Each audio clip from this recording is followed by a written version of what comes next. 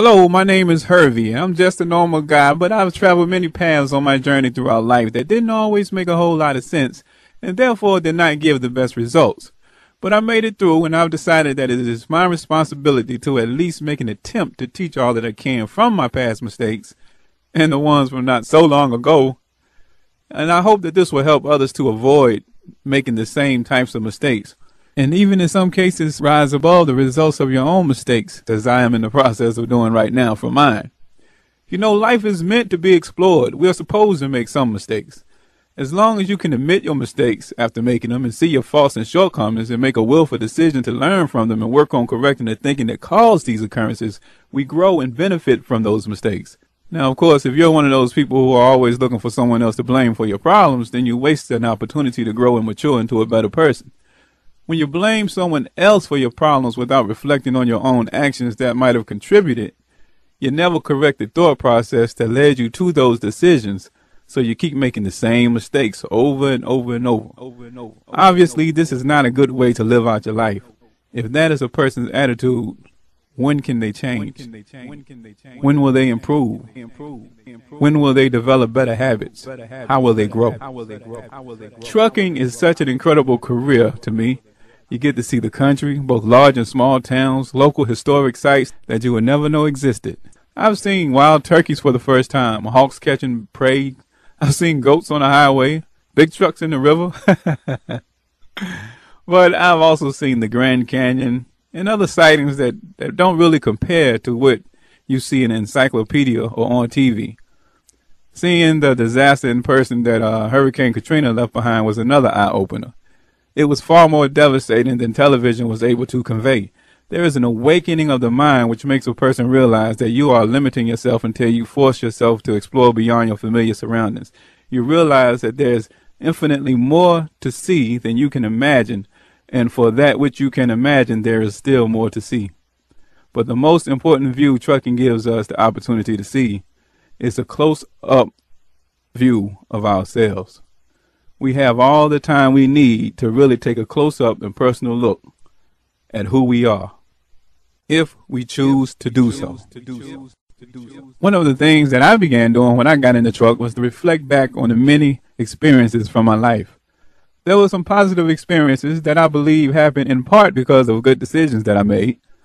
So of course I'm happy to take a little credit for that, but more importantly, I look at those decisions thinking about the big picture view I had at the time, because I want to identify the thought process I had behind making those good decisions. And I look at the negative situations in the same way. I try to see what was I thinking to make some of those foolish decisions which led me into or contributed to destructive moments. Sometimes it's too easy because I discovered that I really wasn't thinking at all, which of course is another problem altogether. What I find in common in those poor decisions is not taking a big picture view of the situation before making the decision. Often when we fail to properly look at a situation in its entirety, it's because of negative characteristics such as greed, impatience, seeking immediate gratification, seeking material gain, being self-centered, rushing, lack of discipline, addiction, procrastination, and I'm sure there are others, but those are some common ones that I've seen in my life from listening to other people's situations. I see it in other people's lives. Most of these characteristics could be used in a positive way, in moderation and at the right time. But when you get focus or tunnel vision and your mind is cluttered with thoughts fueled by either of these things, your decision making gets fuzzy, because you are truly not looking at the big picture, and you are more than likely only thinking of yourself anyway. Things that we do in one area will have an impact on other areas in our lives, and most often in the lives of others, and usually the end result is not good. If I'm always looking for shortcuts, quality will be sacrificed. Too much greed causes me to take shortcuts. Immediate gratification means the decision is good for now without thoughts of the long-term impact on me or on others or on my children or on the community. Material gain is usually for the sake of measuring up to others, and it's an endless journey that produces a void. Whether it's for public display or personal satisfaction, it's a thirst that cannot be quenched.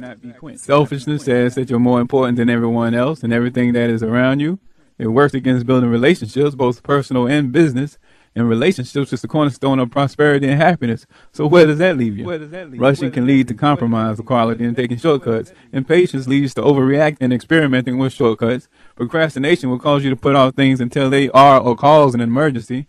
And addiction to anything makes you a slave to that thing, which means you lose control of your own life. You do things because you are compelled to do them, not because they make sense. Addiction is an obvious problem in most people's eyes, but we must be aware that even addictive behavior without the addiction can cause problems.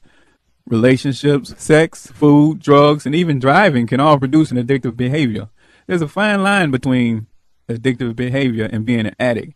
But the biggest problem is getting so focused on the term that we use that title as a crutch. You know, we feel like it's okay because I'm suffering from a condition and therefore it's understandable why I can't control myself. And I don't believe in that, you know.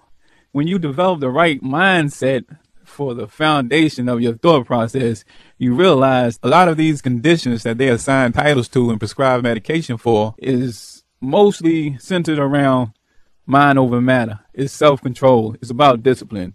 Sure, when you seriously got addiction, then there's some chemical imbalance there that's going to be created as a result from that addiction. But still, if you have a strong enough foundation from the way that you think, the way that you analyze information, it gives you a huge advantage in being able to overcome that addiction. But the most important thing is that you are proactive in avoiding becoming an addict in the first place. And that's really where we want to get. I'm going to try to identify some things that help you be proactive. Anybody that's around me at any time, you know, I'm always open to advice about how I can be proactive. You know, sometimes it takes a person on the outside to say something that's going to help us deal with something going on in our lives, because sometimes you're so close up on a situation that you really can't get the big picture view that you need to get. So I encourage you to be open to good advice and information just like I am. And some very good advice would be to always try to be a step ahead of having to deal with problems. You want to try to avoid,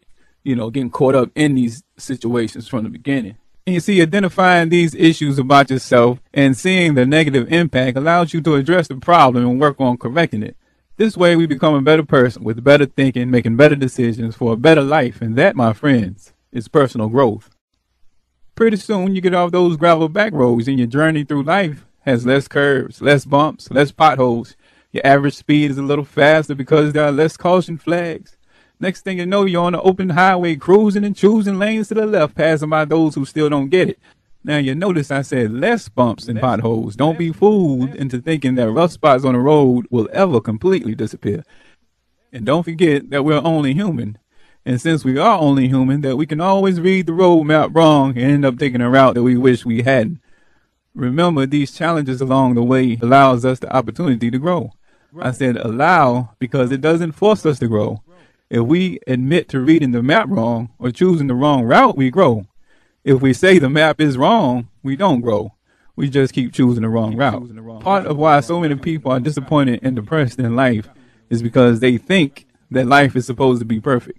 Especially with so much access to media now, we often see people at the top of their game looking like they're living well and enjoying a high life. We assume that their lives was a walk in the park and that they were either lucky or blessed or both. In either case, by comparison, a person who is seen in the spotlight on top of the world, so we think, can make many regular people feel they have gotten the short end of the stick in life, being treated unfairly, a victim of bad luck.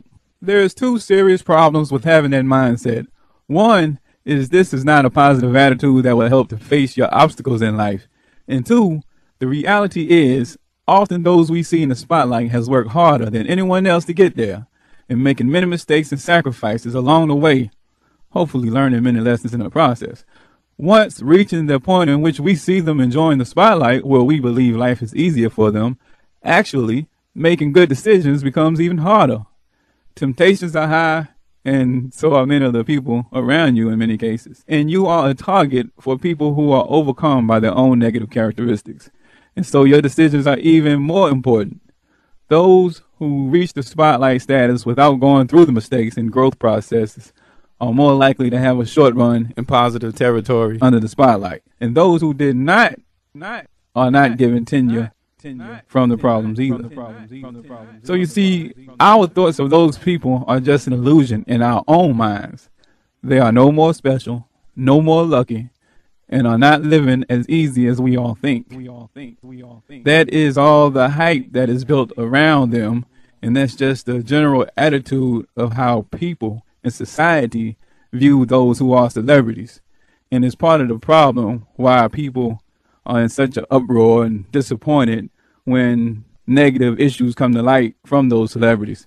They put them on a pedestal, and then they are disappointed when they don't live up to their expectations. The point is, life for them is no more perfect than anyone else's. They will continue to face challenges and obstacles just as we will. No one is exempt from the basic principles of life. When and how we end up at our destination depends on how smart and hard we drive, but our destinations are not the same. We have our own journey to other places where the spotlight is waiting for us to shine, but not necessarily for all to see. Our glory, our happiness, our satisfaction should be based on what we know we are doing to make ourselves a better person, to make our families' lives better, to contribute to our community, to contribute to the world. We should base our satisfaction, our glory, our happiness that we feel from within on our own actions and not on a comparison to others. Now, if you know you need to tighten up, then just go tighten up. You see, we have not been given the short end of the stick. There's no reason to feel envious of the accomplishments of others or depressed about the failures in our own lives, because every failure is one step closer to success. We can't judge our lives by what we see of another's because we don't see all there is, but we can learn from what we do see if we so choose. If more people had that understanding of life, depression would not have the room to grow. A positive thought process deflects self-defeating and corrosive thinking. We have to look at the big picture. See, the big picture is like pulling out the map to plan out your route through life. The better we are at planning, the better the journey we will have. The level at which we become better travelers is determined by the lessons you learn along the way. We are not born with the map or routing tips for the journey. These are tools that we acquire along the way. Some of us get them early, others get them late. Some of us are still missing some tools. Some of us are tools. I'm probably one of those tools. An important one I mentioned, though, was a positive attitude. We all lose it sometimes, but what I'm saying is that the normal, natural thought process that we use should be from a positive place. But, relax. It's not too late to shift your thinking if you're sitting there saying to yourself, well, I don't think that's me. All you need is something that's called a paradigm shift. The way that you view the world, the way that you think. And changing the way you see the world is not as hard as it sounds, but it's a process and you have to be intentional. Breathe slow. Breathe in and out deeply for a moment. Slow. Okay, breathe in slow. Now breathe out slow. Now hold it. Okay, now do it again. Breathe in slow. Deeply. Now breathe out. All right, now pay close attention. Why is it so important to have this positive attitude? What's the big deal and what's the difference? The difference is happiness compared to frustration. I mean, you saw it in our look at celebrities in the spotlight, but everyday life is even more important. Look, if we are imperfect, living in a world with other imperfect people, then we can pretty much expect to suffer from our own mistakes and the mistakes of others. And the sooner we embrace that reality, we begin to realize that it's completely necessary to develop a positive attitude. That way we'll internalize things which will occur in our life in the best way possible. This is how one person will withstand so many obstacles in life and remain sane, while others fall prey to depression after going through much less. This is how some people who have gone through so much more than one could imagine, but manages to recover and thrive in spite of his or her own past. People who develops a positive attitude helps their bodies to fight diseases and illnesses and usually makes better, more rational choices. You see, we're going to encounter problems. And if you don't have that positive attitude, you're going to have a negative one. And if you got a negative attitude, then you're likely to feel like a victim. Why choose to feel like a victim? It will serve no useful purpose, and it definitely will not fix the problem. We have the power to choose how we will react to things that happens to us. It might feel good to wallow in misery. It might be therapeutic for 5 minutes or so. Any longer is just a waste of time in most cases. Some people feel the need to draw sympathy or empathy from others, but most people don't even know how to deal with another person's problems. I try to keep others around me feeling better than I feel. Besides, if they see me down, their reaction to my misery will only make me feel worse. That negative energy starts to drain on a relationship. Only good friends who are good people will have a natural reaction that is helpful in this situation. But still, that doesn't last forever before you get on people's nerves. Besides, sometimes there's no one to blame for our challenging moments. And if there's no one to blame, not even yourself, how are you a victim?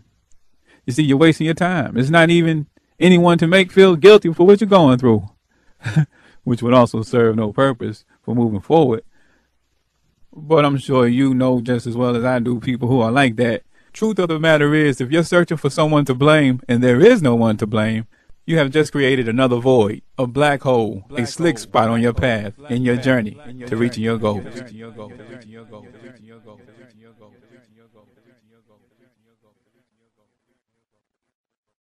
That's why some people feel like they're going nowhere, no matter what they do. Now, this is an unhealthy state of mind.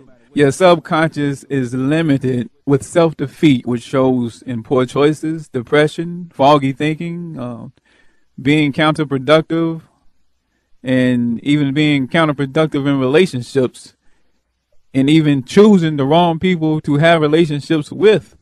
And this is all because their body is making attempts to fill a void. So you're moving faster than you're able to think. A victim of the unfairness of life. What? You see how that void is going to build up. And with that negative mindset, there are no solutions for closure. There are illusions that people chase seeking closure, but you can't achieve closure that way. And that's when you see people end up in a downward spiral. And they just do one thing after another and after another and after another. And everybody around them says, I don't understand it. I don't know why they're doing that to themselves. Does not make any sense. But you see, it's hard for that person in that cycle to see what's going on. That's why it's so important to develop the right mindset in the beginning to avoid going down those paths in life. So I say we might as well start looking for the positive side of things in all situations, because there is one. We just need to find it, draw energy from it, analyze it, and problem solve if we need to, pick ourselves up, and then move on to the next chapter in our lives.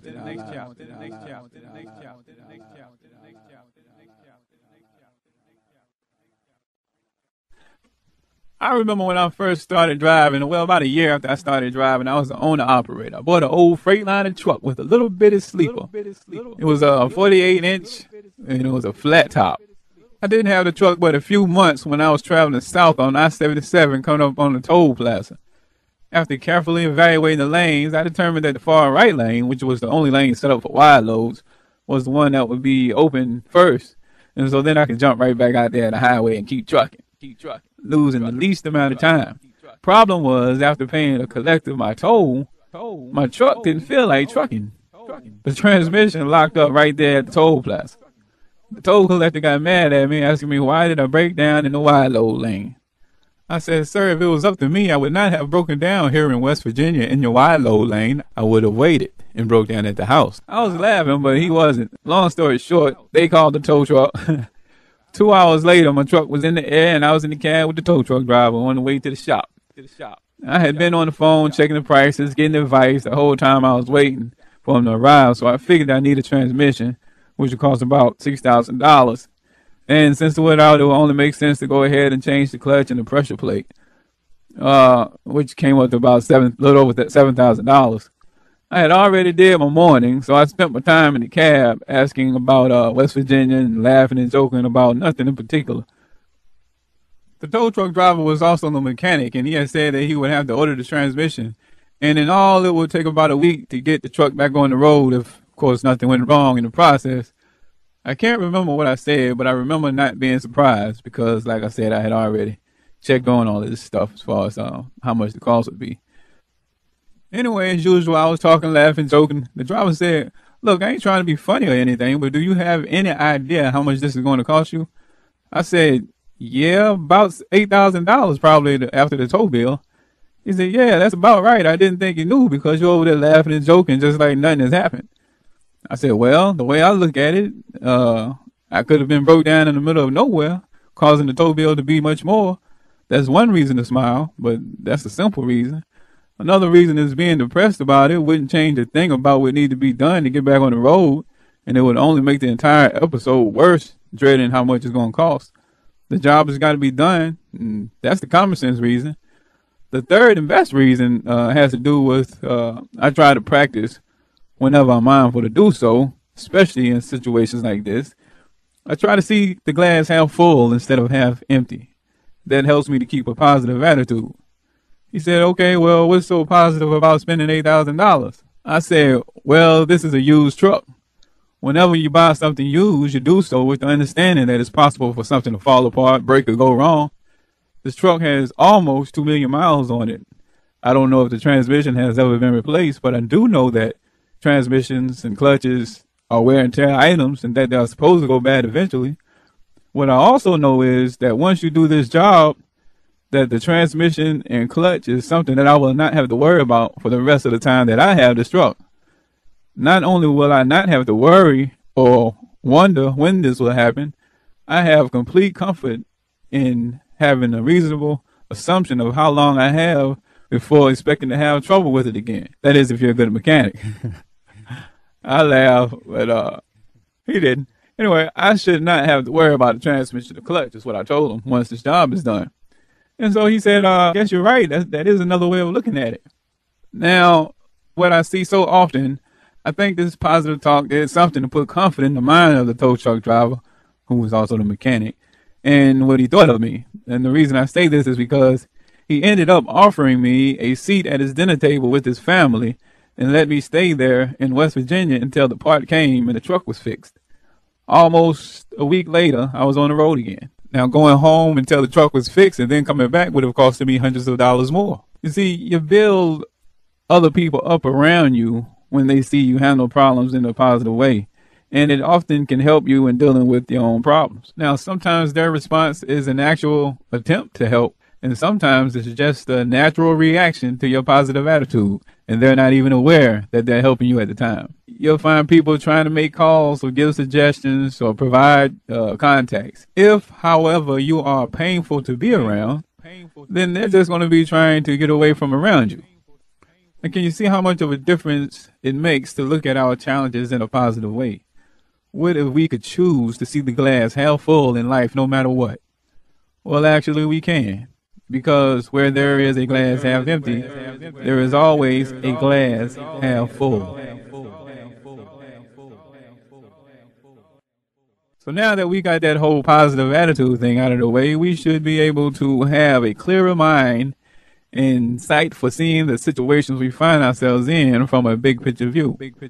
This helps us to see if there were some things that we could have done to avoid a situation or at least have better results. I didn't tell you that there was a sign of transmission failing for a week before that breakdown actually occurred. I mean, you just put it in a gear, and when you hit on the gas, nothing happened. RPMs went up, but you didn't accelerate. And it only happened in really like 2 gears. Well, I described what was happening to a mechanic and a few drivers, and they didn't really have many ideas except to get it checked out. I already had that idea, but the mechanic told me it would take a couple of days to get to it. So I figured that I would attempt one more trip before getting it checked out. And my little greedy, impatient behind left from the house where my trusted mechanic, Spark Plug and Sonny, was and took off for Ohio, which is where I was coming from when locked up at the toll booth. Now, I guarantee you that there were other times after that when I had signs of problems with that truck that I got checked out before leaving and getting back on the road.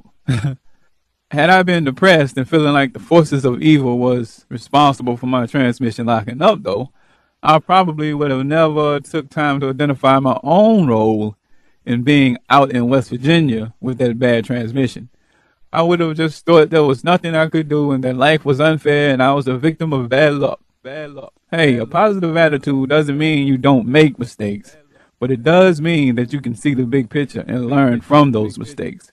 Recognizing these faults and shortcomings of oneself is also called self-awareness. Having self-awareness is a key to personal growth and advancing in life. We identify our strong points so that we use them more often in the way that we view life and make decisions. We identify our poor characteristics and habits so that we get rid of the stinking thinking and avoid disaster. The more we practice using these techniques, the more it becomes a natural part of the thought process. And your brain starts improving your thinking so that you'll put your decision through the big picture filter first. It's as simple as that, really. But what's the benefits of having that big picture view? Well, it means living more productively with less problems, less stress, less drama. It means you will reach your goals easier and maybe sooner because you'll be able to carry out your plans with more success. You may even upgrade your plans and your goals, because of what you achieve so early or easily.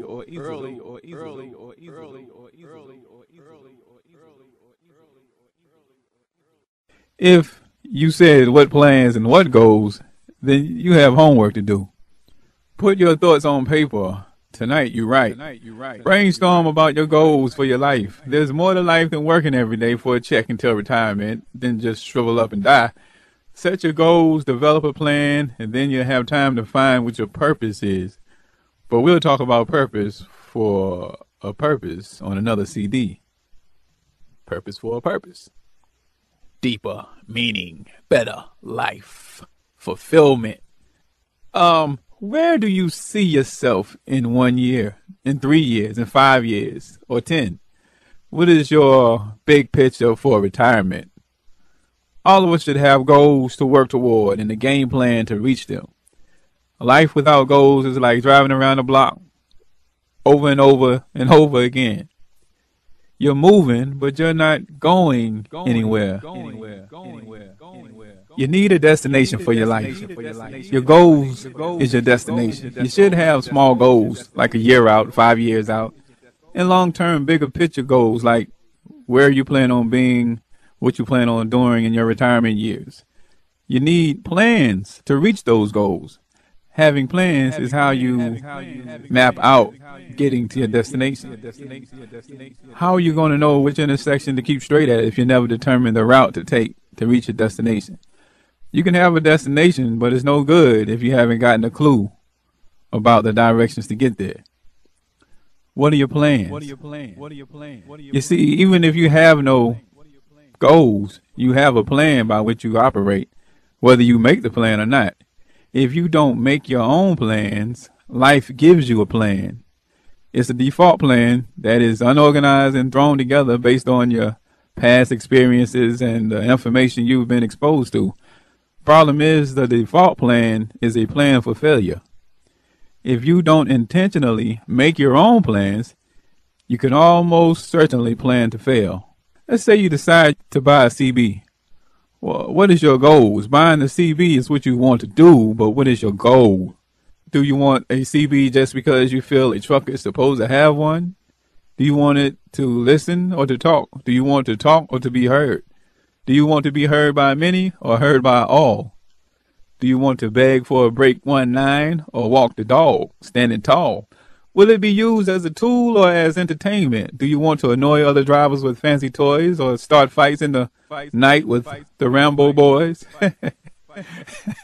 Your goals for that CB will determine what your standards will be.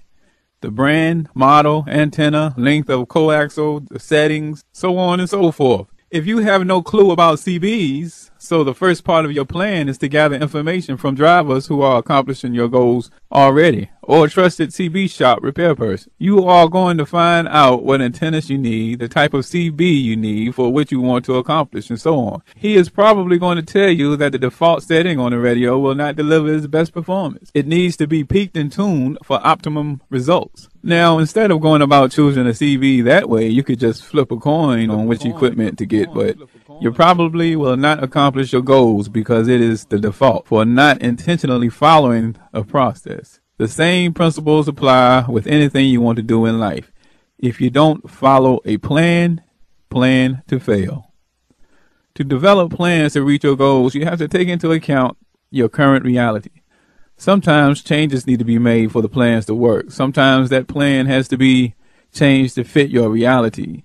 For instance, if based on the goals you were advised to get a $400 CB, but your reality makes that too expensive, then you would have to choose the best radio for your goals within your budget. Now at that point, you will have to evaluate whether altering your plans will be acceptable, or maybe you need to wait until you have enough money to get the type of radio you need in order for your plans to accomplish what you needed to accomplish so that you might achieve your goals. And sometimes you find you have to go back and make some more preparations. You may even need to do some things in your life to prepare for putting your plans into action. It's kind of like when you go to college and you haven't really prepared, so they make you take those courses to get you at the right starting point for beginning your educational journey.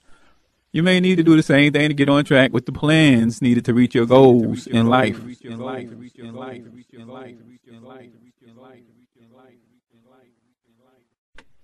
So you got your big picture view of your future. You've set your goals and you're following your plan. Following your plan is paying your dues. Now, negative thinking people sometimes assume that they can just skip by paying the dues. You can't do that. Sometimes, you ever seen those people who see someone else being successful and get jealous because they want to immediately get to where they are? You can't do that. You got to pay your dues. Now, for some people, your dues may be school, education, training. For others, it may be actually working at 9 to 5 or trucking. Some people feel like, well, this is not what I'm going to do. This is not who I'm going to be. And you're like, man, what are you talking about? It is you. It's a part of you. You're doing it right now. It's a part of you. You're making you. You're in the process of making you right now. For real, it all counts, baby. It all counts. Y'all know that. But this guy doesn't know that. Tell him, man. So during that period, they lose focus and think that they can slack off. Well, no. This new mentality, new way of thinking, that positive attitude is something that is permanent. It is supposed to be a part of you, whether you're on the clock at someone else's job or doing anything else. So it's like whatever you're doing, do it to win. Because it matters. It matters. So how does the way you think make a difference in your job? Your thinking has a huge impact on every aspect of your job, from getting a raise to having a job to go to. If you're someone who arrives late, performs poorly, ride the clock, or hide from your work, you're basically creating an extra expense for the company you work for, because productivity is not what it should be. If others depend on your productivity to perform their jobs well, then there is collateral damage from your poor work ethic. Check it out. Suppose truck drivers didn't care about their appointment times, blew them off like it was a joke. Some companies don't have much storage, so they use what is called a just-in-time process. So they order their raw materials or products so they arrive as they need them. So they expect them to be there by a certain time or certain day in order to move forward with their operations or their schedules. If a driver is later than what is expected, it could shut down a line of work in the factory, or it could make them miss a sale because maybe they were supposed to show a certain product. If there's another part of the plant that depends on the work from the line that was shut down, then it may shut down an entire plant. And so you have people on the clock and getting paid, but no production and no finished products. The company will not be happy with you. It's costing them big money to wait. Sometimes they have agreements and make your company pay a fine because of it. Your company will not be happy with you either. Now, mistakes happen, of course, but there's absolutely no place in the industry for a driver that just does not care. Suppose a company ended up with several drivers with the same attitude. What do you think the company's reputation would be with the shippers and receivers? Not very good. And this could affect the amount of freight the company is able to get under contract. It could also affect the rate that they are able to charge for the contracts they do get. Obviously, the smaller the profits of the company, the less it has to pay drivers or spend on better equipment or to spend on better crew in the office.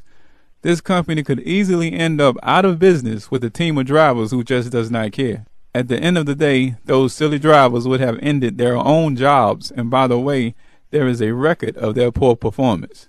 Now here is another silly thing that you will hear from some drivers. They act as if they are at war with the dispatcher. Some of them act like the dispatcher is their enemy. The driver and the dispatcher should both have the same mentality, that they operate as a team. Without a mutual respect for each other and a desire to provide great service to the customer, each of their jobs are more tedious and stressful and possibly in jeopardy. Trucking has a high level of unpredictability. Sometimes plans don't work out and mistakes will happen, but that's why there's no room in the industry for people who just don't care. In the office and in the driver's seat, a lot of us need to change our attitudes and job performance so that we are seen and treated differently by highway users, officers, shippers and receivers, and the general public. With poor attitudes and poor job performance, we will never have the respect that we deserve. Now, some people won't think in a way that they're able to understand that. A lot of us are living check to check right now. Been there, done that, and it's not a good feeling. Being in that situation has a lot to do with the faulty thinking that leads to poor decisions. We buy things we don't need, and on top of that, we buy them on credit, or at least we used to. The other main reason for the dilemma is that we don't keep track of the small spending that we do day by day, and because of that, we waste a lot of money. I challenge you to pick a month to write down every penny you spend and add it up at the end of that month. Now, I never had to make it through a whole month because after a week's time, I realized that some changes needed to be made. But most people are amazed that do make it to the end of the month and immediately start taking control of their dollar here, dollar there money leak too. Planning is a great way to cut down on expenses. If you pay attention and purchase things that you use before you need them so that you can get them at the lowest price, you won't have to pay for the convenience. Many of the drivers who purchase things over the road in truck stops are wasting $1 here and $1 there on junk and junk food. You can save your money and save your health by eliminating that. But there's also other items that could be purchased a lot cheaper somewhere else instead of buying it on the road. Of course, your biggest expenditure is going to be food. Buying your food in advance could save you a whole lot of money on the road. I won't even mention cigarettes. Being proactive can help avoid unnecessary expenses in various ways. For instance, if you have a fluid leak that is getting out of control and you allow your engine to overheat, that engine is going to cost more to fix than it would have to fix the leak. Brake pads cost less than calipers and brake chambers. Keeping up with your bills costs less than paying reconnection fees or the bill and the reconnection fee. A budget is a lifesaver for many people, and it's the beginning to correcting the money woes because it helps you to be proactive, it helps you to be organized, and it helps you to be intentional to make better use of the money you already make. For many of us, though, we find that we still need additional income to handle the debt that we've created, and the internet gives us an opportunity to make productive use of our free or wasted time. The internet can be the solution to learning skills or getting information or doing research to get ideas or to build a complete business online to create extra income. This sounds too good to be true, but many people have been making money online since the internet has been around. For others, it's not a foreign thought, but you just don't know where to start. One of the biggest challenges is that there is so much information and so many options, it is hard to decide on where to start. Come join our community and learn more about making money online. I'll show you some of the programs that I use to both make money and help other people in the process. Pushing JPEGs and MP3s, please. How you spend your time when you're chilling online to relax and unwind? What be on your mind? Are you looking for a dime or you doing something better? Seeking information or ways to make cheddar or at least make change for your fam and your wife. Keep the glam in your life and the relationship strong. If you waste all your time online, you're dead wrong. Say what? You're dead wrong. The biggest challenge, though, will not be deciding on where to start in order to make money, but making a choice to spend your time doing what it takes to make money instead of doing what you do right now. But it starts with a goal, a plan, and taking action to make that big picture a reality. So what you gonna do? You see, money is just one of the issues that could impact how you develop your plans. Your reality includes, but is not limited to, your job situation, your relationships, your habits, your financial situation, your health. All of these areas, when handled correctly, will add quality to your life now and assist you in reaching your goals by making your plans actually executable. Also, all of these things, when ignored and allowed to spiral out of control, will make it nearly impossible for your plans to reach your goals to actually work. The big picture view of your reality, taking into account how one thing affects another, is what I call smart gray thinking. Too often, we want to view things as black and white, right and wrong, good or bad. In my opinion, life doesn't always work that way dealing with certain areas of reality. It's too easy for a person to justify poor judgment and self-serving decisions using those terms. Smart grade thinking simply requires a person to apply common sense and logic to see if handling something in a particular way will render the results desired. Because you're going to take into account how one thing you do in one area also impacts other areas. Suppose you and a lady are getting married. You're living check to check with no savings. You want to have a big fancy wedding, but you think about the reality of your situation and the big picture of your future. You want to start a family soon and would like for her to stay at home for the first 5 years of the child's life at least. You would like a private school to be an option if you're not satisfied with how the public schools are being ran in the area at the time. Also, the fact that you don't have money saved up is alarming to you because you know that the majority of divorces that occur are because of problems with money. So you want a big wedding just like she does, but considering the facts, it's more important that you have a healthy relationship and build an emergency fund and start saving for the family. Besides, the wedding money could be a down payment on a house. When you talk to your spouse about not wasting a lot of money on a wedding, but instead put the money away, she acts as if you just told her you changed your mind about getting married. She should be happy about having found a responsible man who will probably have the maturity and responsibility to be the dream husband and father. Instead, she replies with, "You think I'm going to have a cheap wedding? Do you know how much so-and-so weddings cost? I can't believe I don't mean any more to you than that. I shouldn't even marry you." Now, I don't know about you, but that is not someone I would be getting married to. But that's not my point. You see, he is using smart grade thinking. She has all kinds of problems. She is so self-centered that she is worried about her image to her friends instead of their future together and the future of their family. She accused him of not loving her enough, but he loves her so much that he is making long-term plans for their future, including the child that hasn't even arrived. She is considering dumping a real man for the foolishness that is in her mind about competing with her peers and judging someone's love by how much they are willing to spend. Now, somebody's got a decision to make. We don't know that woman's true spirit, and maybe that was her immediate reaction. She later came around. If she didn't, here's what can and has happened many times before. Let's go ahead and take you out of the picture now. The couple gets married. Not long afterwards, she wants to start a family. He does too, but realizes that they still don't have any money saved.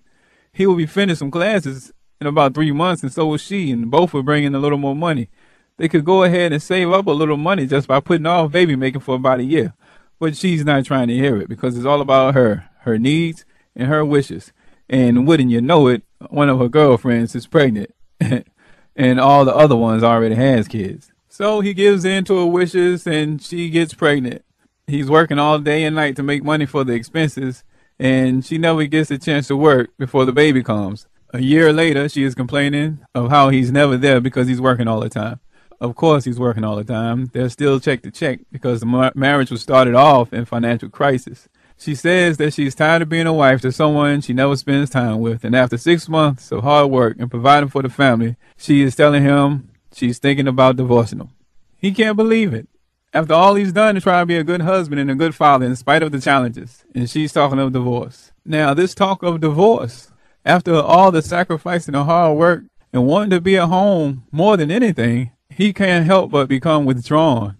And that, of course, has a negative impact on the communication. She interprets this as him losing interest or being involved with someone else instead of looking at how she is self-centered and mistreating him. So she continues with her attitude toward him, but on top of it, she now thinks he's a liar, cheater, and worthless.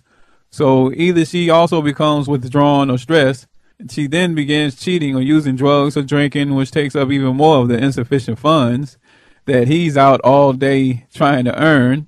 And he begins not coming home because of her attitude and because of his frustration. Or he starts coming home late. Or he may stop giving her extra money. Instead, he just pays the bills and handles the money himself because he's noticing that something is not right.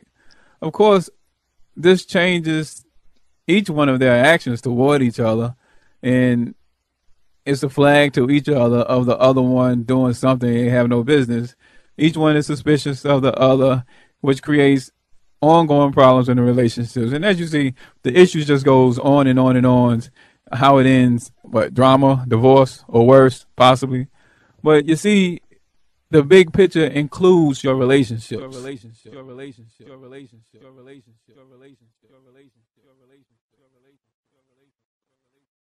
Now, I drug that out so far, you might have thought I had gotten off track. But think about it. If that guy had some goals, he now has a rough path to travel in order to reach them.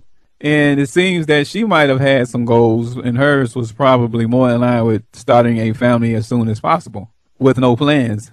Because if her family included having a husband and being financially secure and being happy, then it's a certain method that you would take in order to do it. And if he had some plans that included being in a relationship, then his plans also should include defining the type of woman he was willing to be dealing with, especially if he was open to a serious relationship. She should have been compatible with the type of person he was and his intentions and what he... Healthy decision. You write all the time, you make a call, you go visit.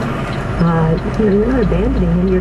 That's like saying he has to be in the hospital for 4 weeks. I think I'm abandoning him. I mean, if something needs to be corrected, which is basically what you're sending him here for, that's not abandoning him. Thank you. So go for it. He'll look so cute in uniform. That's sort of thinking. All right, I'm Dr. Lawrence. Listen, I'll do it.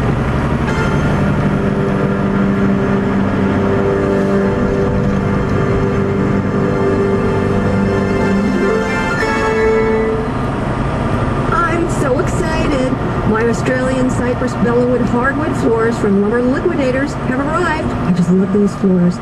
They look as remarkable as any piece of handcrafted furniture you've ever seen. My Bellwood Hardwood Floors are going into my newly refurbished office, which means I'll be walking around in the finest in my bare feet. Bellwood Hardwood Floors from Lumber Liquidators come in a wide variety of styles, widths, and colors. They're all beautiful and of the highest quality. They come with a 50-year warranty, and the prices are the lowest in the business. High quality, no prices. I'd say that by purchasing a Bellwood, you're doing the right thing. Call 1-800-FLOORING to talk to an expert at Lumber Liquidators. They'll send you a sample pack and a catalog. That's 1-800-FLOORING, or go to lumberliquidators.com. That's 1-800-FLOORING or lumberliquidators.com. With over 90 locations nationwide, there'll be a Lumber Liquidators near you. Face it, he's just not that into you. He doesn't appreciate you. He treats you like a number. And you always have to pick up the bill. It's time to dump your dry cleaner. Instead, do it yourself at home with Dry Cleaner Secret. It's so easy to get started. All you need is a dryer, and you'll appreciate how great your clothes look and feel. And they'll be ready to wear in just 20 minutes. Besides, you'll save a fortune. Dry Cleaner Secret is available where you buy your laundry supplies, or visit drycleanersecret.com. So you're a consultant? Yes, sir. What's with the wall of sticky notes? It's my small business accounting system. Unpaid invoices go on the purple ones. And the green? New customers. So unpaid bills are the yellow ones. That's efficient. There's an easier way to manage your business. Yeah? Yeah, Quickbooks. You can be up and running in under 15 minutes with just a few clicks. Quickbooks software lets you write checks, send invoices, see who's paid and who hasn't. I'll switch. So, need a couple hundred sticky notes? The passive magic. Quickbooks. Better, faster, simpler. Get it at OfficeMax, Best Buy, or Amazon.com. Okay, parents, listen up. The people at Insure.com want me to tell you that life insurance premiums have just dropped to an all-time low. At Insure.com, a healthy 40-year-old can apply for a $1 million policy for less than $35 a month. To order your free life insurance price comparison report, visit Insure.com or call toll-free 1-800-323-3220. That's 1-800-323-3220. If you have a family history of diabetes, listen to what consumers say about Promax. My parents are diabetics. After learning I was pre-diabetic, I decided to do something. I discovered Promax. It really works. I can tell a huge difference in my cravings and my energy level. Promax Chromium Picolinate is patented for its nutritional benefits to help promote healthy blood sugar and cholesterol levels, increase energy, and fight weight gain. Take control of your health with Promax. Look for the yellow and blue Promax box in the vitamin aisle at CVS and other fine drug, grocery stores and supercenters. Sleepless nights, agonizing days. Don't let the stress of heavy credit card debt ruin your life or the ability for you to get a good job. Take action. Call Debt Relief of America. They are professional, proven debt negotiators that work for you to get credit card companies to eliminate 50 to 60% of your credit card debt. Credit card companies make it hard for the average American to get out of debt.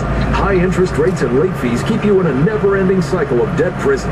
Debt Relief of America helps you break free by wiping out up to 60% of your credit card debt using secret programs most credit card companies don't want you to know about. I was buried in debt with no way of knowing how I was going to get out. DRA worked with my creditors and cut my debt in half. Call now for your free debt relief consultation. There is absolutely no cost or obligation. Call 800-704-9938. 800-704-9938. One call could literally save you thousands of dollars. Not available in all states. 800-704-9938. 800-704-9938.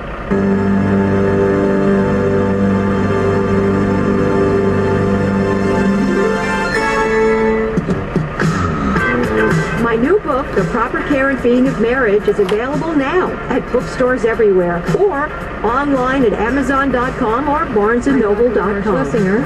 Katie, welcome to the program. Hi, how are you doing? Good, thank you. Here's my problem. I have a 21-year-old daughter who has, through friends, met a guy over the telephone 3 months ago. She told us this week that she's going to get married to him. He's in jail.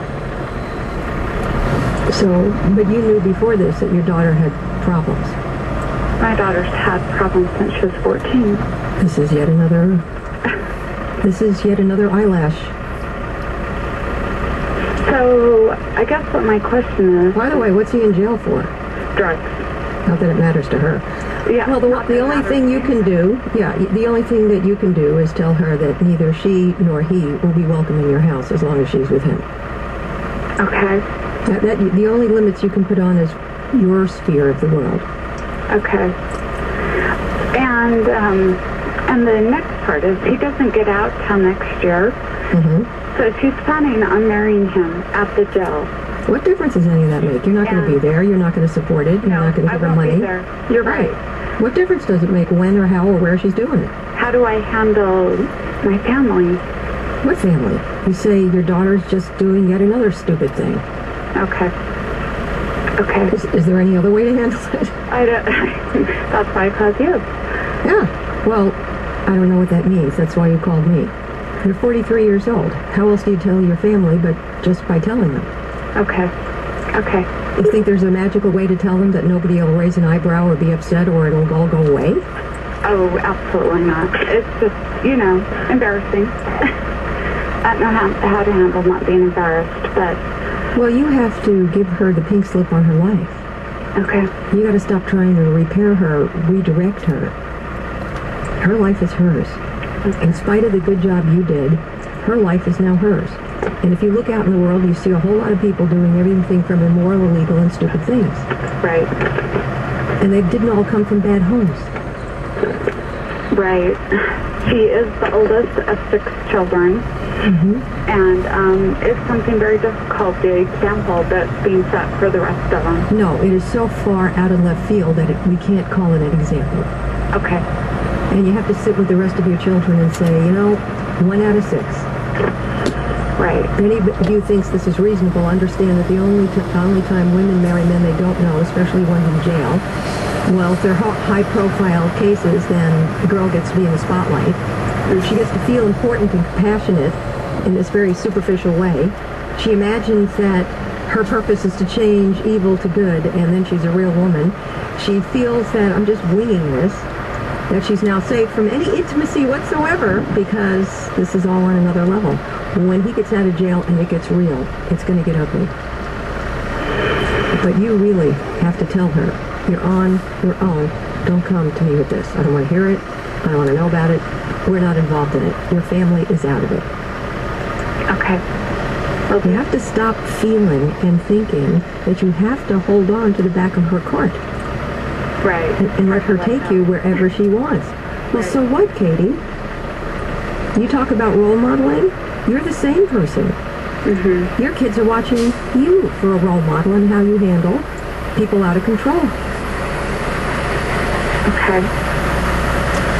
How you handle this tells them how far they can go to and still have you in their pocket. That's true. Right. You're the role model here, not your daughter.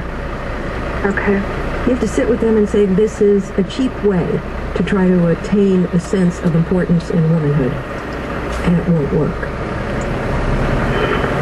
You have to sit with your kids and tell them the truth. Okay. Nothing to be embarrassed about. You didn't do it. She did. I know. Yep. I've always worked that way, and it's hard to get past. But I'll get past it. Yeah, you need to, because your kids are watching how you deal with this. I'm Dr. Laura Schlesing, and my number 1-800-Dr. Laura. Deb, welcome to the program. Oh, hi, Dr. Laura. Hello.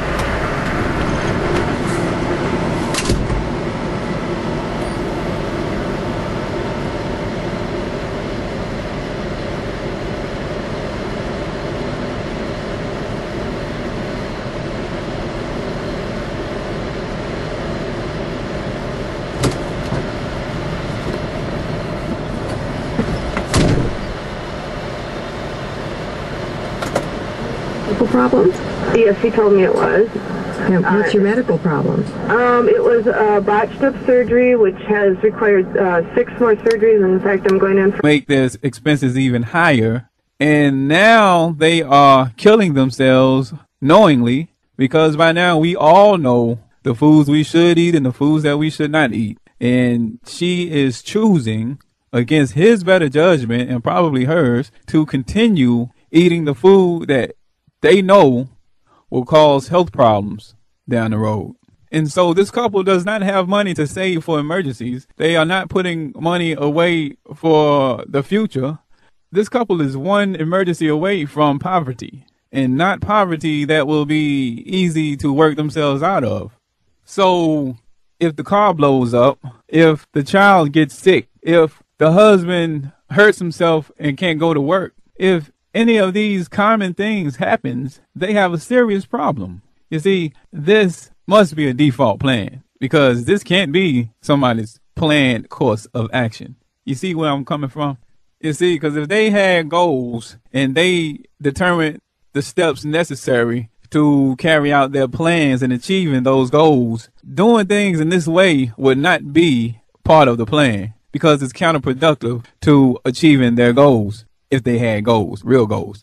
I mean, I would think that every family wants to be happy and prosperous and healthy. That would be my general long-term big picture view of where I wanted to see myself down the road. So they must have never really thought about this, because there's no way that a person should intentionally increase their chances of destroying their lives. That just does not make sense. But these are the things that happens if you don't have goals and you don't determine what plans are necessary to achieve those goals, and then figure out the steps necessary to carry those plans out.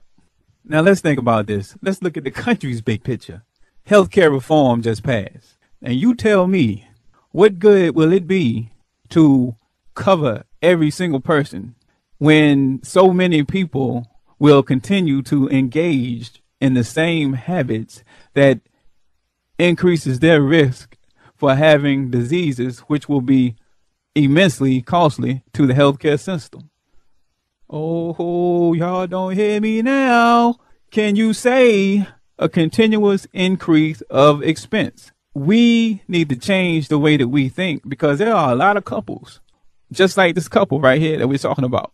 A lot of couples and a lot of people just like you and I are doing some of the same counterproductive things, because basically we don't have goals. Because if we had goals, then we would correct some of our own actions so that we are putting ourselves in a better position to achieve those goals. But because we don't have goals and we don't have plans, then we are doing things to destroy our own futures. And as far as healthcare goes, healthcare cannot be successful if the individual does not change their mindset and their actions.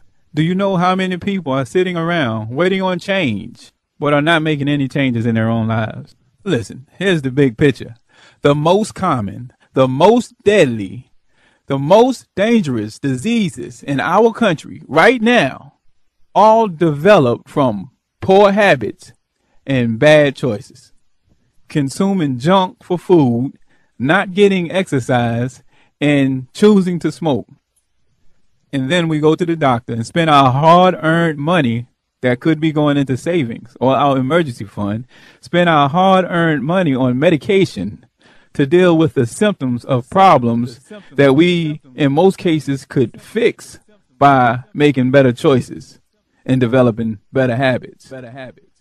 In most cases, we could fix the problems that cause the symptoms that we spend our hard-earned money on. But now suppose that we changed the way that we thought.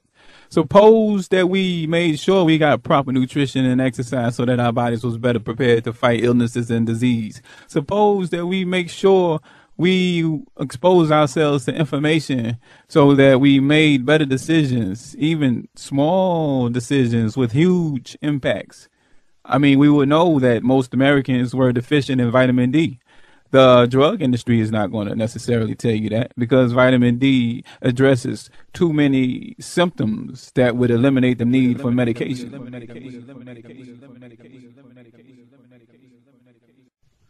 But that's not the big picture either. Imagine this.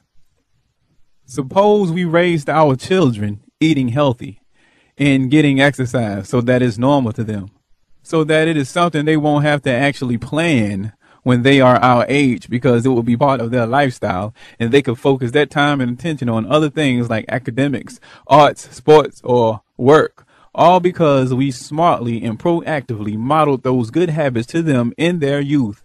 Oh, now you see the big picture. Think of how hard it is for us to lose weight and eat healthy. Think of how hard it is for us to break those habits. They wouldn't have to deal with any of that. Now that is a power move right there. Let's recap that big picture. By making better choices, eating healthier, getting proper nutrition, getting exercise, which makes the life of the parent much better now and in the future, lessening their healthcare expense because of less diseases and symptoms prior to diseases. By making those better choices, you also model that behavior to the child so that it's a normal part of the child's environment and a normal part of the child's thought process, thereby eliminating the child having to have the same discipline to make better choices because it's natural to them, and that child can apply that attention on something else like academics or whatever else his or her interest is. What are we waiting for? Is that not something that should be part of every parent's plans in order to achieve their goals? But suppose there are no goals. While we're at it, we should also teach entrepreneurship to our children so that they won't grow up thinking that putting their lives in the hands of their employers is their only option for making a living. Instead, they can be self-employed or even become the employer of others. We could and we should raise our children with the big picture in mind. All we have to do to achieve that is teach them the things that we already know will make their lives better as an adult. Money management, life skills, thinking ahead, the importance of discipline, consequences of your actions, avoiding temptations.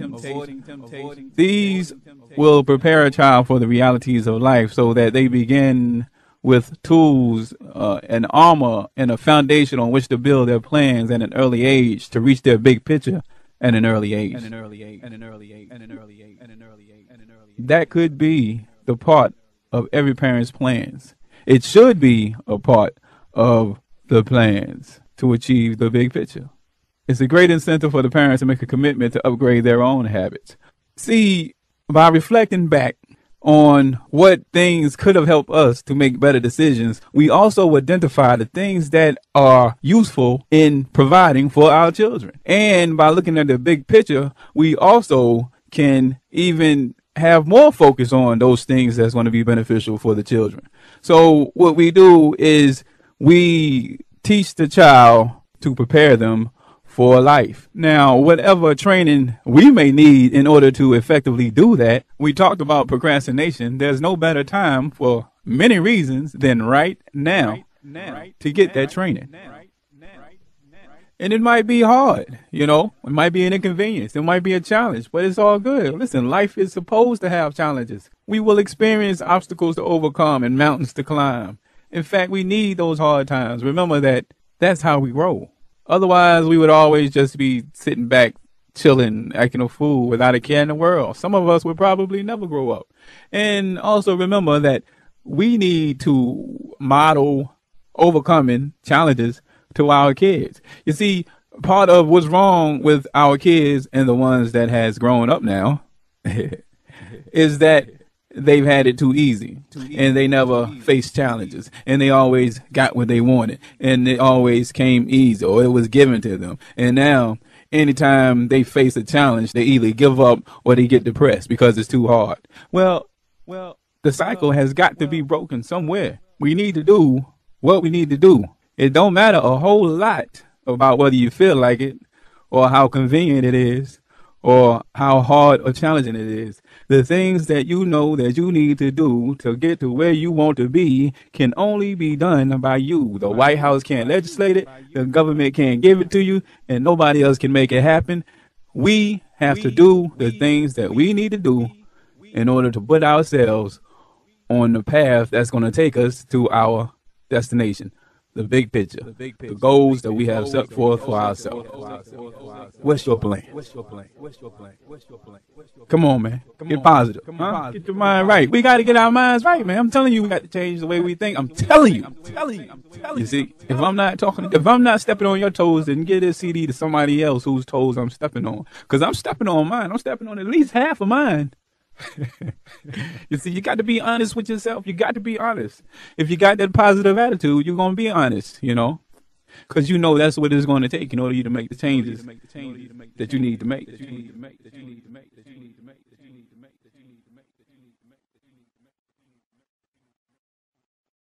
You say, well, how do you be proactive in obtaining this positive attitude? Yeah, I've been talking a lot about this positive attitude, and I don't know how much I've said about achieving that positive attitude. Well, let's go ahead and give you some tips and advice on how to get that positive attitude. For one, you make a mental note to be intentional about seeing the big picture and seeing the glass half full whenever there's a negative situation, whenever there's a problem, whenever there's a challenge. There always is a positive side. Whenever there is a glass half empty, there is also a glass half full. Make a note, a physical note. Write or type on a piece of paper those things that you would like to be constantly reminded of throughout the day. Tape it over your head or on your visor or over your head in the bunk so that when you wake up, it's the first thing you read. Or put it on the inside of your windshield if you want to. I have on mine, sit up straight. I'm working on my posture. Think positive, be patient, be thankful, be kind. You know, these are things that just keep beating on the top of your head when you read it so that it's a part of your thought process. Now, you might think this is childish and unnecessary. Well, it is pretty elementary, which is why it's so effective. You know, life could be more elementary if we had those goals, plans, and steps to take in order to carry us through. We make life more complicated than it really needs to be. These elementary steps is what will make your life more simpler. All this note does is serve as a convenient, constant reminder of what's important to you in helping you to achieve your goals. The other thing that is very helpful to do in order to keep a positive attitude and to see the big picture is to take a break from satellite CB. Even the FM radio sometimes. The TV when you're sitting back in the bunk and you're watching movies. Spend some time every day exposing yourself to something other than that which is normal programming for you. Escape your normal environment from the physical location, whether that's your hood, city, state, or country, and spend time around different types of people, especially successful people or people that are involved in things that are similar to your goals. Allow your mind to expand by giving it new information. It helps to spark creativity, which is useful to see in the big picture. It's also useful in assisting you in being able to see opportunities. And when I say force yourself to be exposed to that which is outside of your normal programming, if all you listen to is music, then listen to talk shows. If all you do is listen to political talk shows, then listen to something like AFR or NPR Or if all you listen to is conservative talk shows, then listen to a liberal talk show. If all you do is listen to a liberal talk shows, then listen to a conservative. See what other people are thinking, what they're saying, so that you don't end up blindly following behind and believing every word by the party you follow. If all you do is listen to the CB every day, you need to escape from that CB. It's time to listen to some motivational speaking. Try Zig Ziglar, Stephen Covey, Tony Evans, Pastor Paul. Those are just a few. Listen to different speakers until you find one that intrigues you, one that you are able to pay close attention to, one that you can listen to over and over so that words they speak are able to sink into your head and you can use the principles in your thought process. Sometimes I like to just put the radio on FM and hit scan. When you hear talk about families or family issues and you stop the radio and take a listen, it'll be a sermon, usually on AFR or Bot Radio Network, often speaking directly to issues that you or most people in life deal with on a regular basis. You don't have to be religious or spiritual to be able to listen or to be able to apply the principles, techniques, and the common sense approach to dealing with a lot of the issues in many of these sermons. The third way to help yourself out to getting that big picture view and keeping a positive attitude is to listen to call-in shows. Dr. Laura McAllister. You see, when people call in with their problems to ask questions, it really allows you to see their thinking or lack thereof, which enables them to make the decisions that led to the problems they're calling in about. This is a very powerful tool for you to use in order to make yourself proactive in case you ever face a similar situation or to avoid ending up having to face a similar situation. Now, I'm not making fun or making light of the people who are calling in. There's many times that I should have been the person calling in. Sometimes we are just too close up on a situation that we can't step back and see the big picture. You see, so it takes somebody outside of that situation to actually identify what's going on. And by listening to somebody else calling in with problems and getting advice, you are the ultimate outsider. And it may equip you to more effectively advise someone else that comes to you with problems. And so that's a good thing, you know? There's also call-in shows about money problems, call-in shows about automobile problems. There is so much information out there. We just have to choose to access it, choose to consume it. So remember, in order to maximize your trucking adventure, keep a positive attitude, see the big picture, set goals for yourself, develop a plan to reach those goals, develop steps to accomplish the plans. But why stop here? Let's talk more. Let's talk about you and what's going on in your neighborhood, what's going on in your life. Let's talk about your stories. What lessons have you learned? What would you like to share?